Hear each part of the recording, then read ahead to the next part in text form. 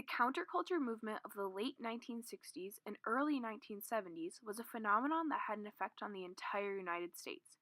The post-war picture-perfect uniformity of the 1950s sparked a rebellion among people across the nation.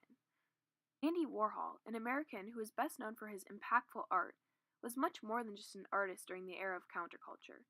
He was a writer, photographer, publisher, producer, director, television star, and pop culture fanatic. He influenced American society through his leadership in visual art, his transformation of the concept of fame, and the pop culture of today's America.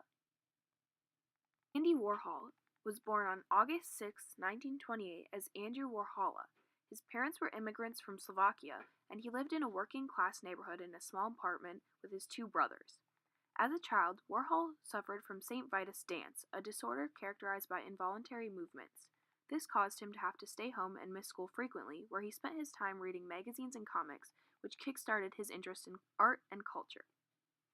Even from a very young age, Warhol's family could see his potential and passion for art, so after he took free art classes in elementary school and throughout high school, his father saved and paid for him to attend Carnegie Institute of Technology from 1945 to 1949.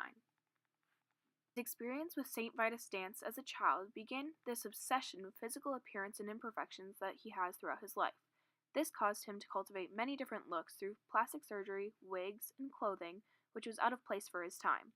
Warhol was the driving force behind this obsession with the physical that is so prominent in American society today. This did not only manifest in Warhol himself, but also in his fascination with celebrities. Warhol pursued a career as a commercial artist, where he had his first work published in Glamour magazine in 1949. Much later in his life, he was inspired to begin his own magazine that was one of the earliest to be centered completely around pop culture and gossip. This magazine, co-founded in 1969, continued to be printed until 2018 and was called Interview. It set the standards for today's Tiger Beat or Teen Bop that kids and teens spend copious hours flipping through, learning which of their favorite celebrities they are most similar to. However, that was much later than when Warhol began to make a name for himself in American culture. He is most well known for his influence on the art scene. He began with blotted line ink drawings, a process that he developed himself and perfected in the 1950s. Then, in 1956, he produced a work that sparked rumors questioning his sexuality. It was called Studies for a Boy Book, and it was full of erotic drawings of male nudes that even challenged the work of other gay artists at the time. Due to this, Warhol is known as an early activist for the LGBT community, as he pushed the boundaries with his art during a time period where being gay was still widely unacceptable and even criminalized, later even producing films in the 1960s that expressed sexual escapades. After his work on this controversial collection of sketches, he moved on to realist paintings and photography in the 1960s. This work, like his Death and Destruction series, depicted police, suicide, car crashes, and other accidents, began to visually, but not conceptually, resemble the art that Warhol moved on to next, that he is most well known for. Next came glorious, colorful depictions of iconic American objects that embodied consumerism and materialism. These works of art are some of the most recognizable pieces in American history, with the edgy, straightforward, and colorful interpretations of common objects or people. This style of art was a powerful influence on many artists today, such as Takashi Murakami, Polly Applebaum, and Jeff Koons. Warhol's portrayal and open embrace of market culture shocked critics. When being interviewed about his painting of Coca-Cola, Warhol stated, "What's great about this country is that America started the tradition where the richest consumers buy essentially the same things as the poorest. A Coke is a Coke, and no amount of money can get you a better Coke than the one the bum on the corner is drinking. All Cokes are the same, and all the Cokes are good.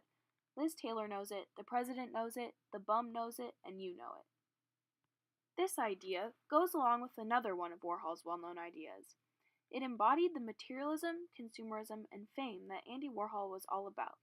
In 1968, he wrote, "In the future, everyone will be world famous for 15 minutes, in a program at one of his art shows for his visually intriguing pop art." Warhol was right. The idea of 15 minutes of fame has directly struck American culture. Everyone has the capability of living the life of a celebrity in this world of reality television, YouTube, and the widely accessed internet, and Warhol saw it coming, influencing the driving need for fame, recognition, and wealth that consumes America today. After he blew up with his pop art, Warhol moved on to other things but stuck by his passion of celebrities and fame.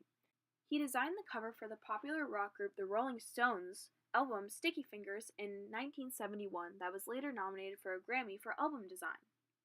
Then, in the 1980s, he had two on-air cable shows where his wild personality was displayed front and center. Even as he became a widely recognized celebrity himself, he never lost his infatuation with pop culture. He died on February 22, 1987, 9 months after he created a series of self-portraits. His mark on American society remains to be felt over 3 decades later and will continue to forever. Without him, for better or for worse, the U.S. would be a completely different country than what it is today. The concept of fame and celebrity would be reserved for an exclusive group of traditional actors and musicians. American art would have remained at what it was in the 1940s, based around war or suburban life, with most pieces seemingly similar to each other. Additionally, Dandy Andy normalized queer culture, and without his work, LGBT literature and art would not be as common as it is today. Andy Warhol reshaped art, changed pop culture, and guided so many aspiring Americans to success and fame through his unconventional looks, thoughts, and actions.